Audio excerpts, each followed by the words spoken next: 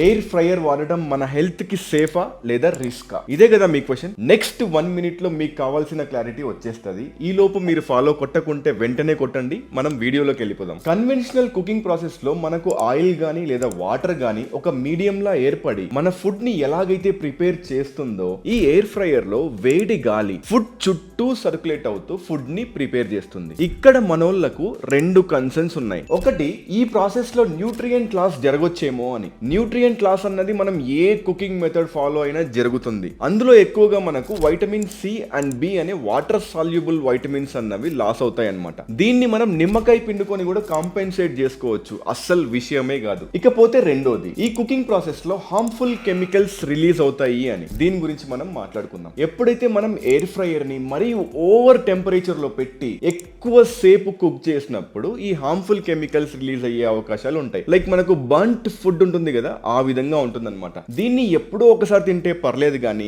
Frequent గా తింటే health కి మంచిది కాదు. సో మీరు టెంపరేచర్ ని కంట్రోల్ లో పెట్టుకొని కుకింగ్ టైం ని రెడ్యూస్ చేసుకుంటే ఎలాంటి హార్మ్ఫుల్ కెమికల్స్ రిలీజ్ అవ్వవు. ఈ ఎయిర్ ఫ్రైయర్ ని కరెక్ట్ గా యూజ్ చేసుకుంటే చాలా హెల్త్ బెనిఫిట్స్ ఉంటాయి. ఎస్పెషల్లీ ఫ్యాట్ లాస్ లో ఉన్న వాళ్ళకు తక్కువ క్యాలరీస్ లో మంచి రెసిపీస్ ని ప్రిపేర్ చేసుకునే స్కోప్ ఉంటుంది.